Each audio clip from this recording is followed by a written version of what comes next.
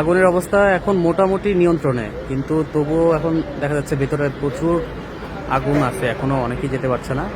আর সম্ভবত এখন যেগুলো দেখতে পাচ্ছেন যে অনেক আগুন জ্বলছে, সম্ভবত এগুলো কোনো কেমিক্যাল জাতীয় কিছু, যেটার আগুন কোনোভাবেই নেভানো যাচ্ছে না।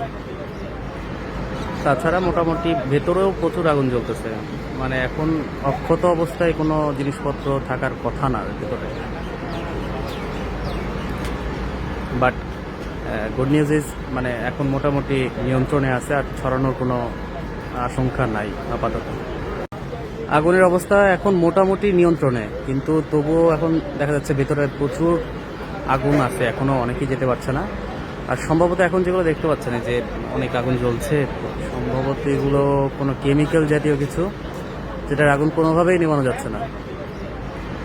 তাছাড়া মোটামুটি ভেতরেও প্রচুর আগুন জ্বলতেছে, মানে এখন অক্ষত অবস্থায় কোনো জিনিসপত্র থাকার কথা না ভেতরে। বাট গুড নিউজ ইজ, মানে এখন মোটামুটি নিয়ন্ত্রণে আছে, আর ছড়ানোর কোনো আশঙ্কা নাই আপাতত।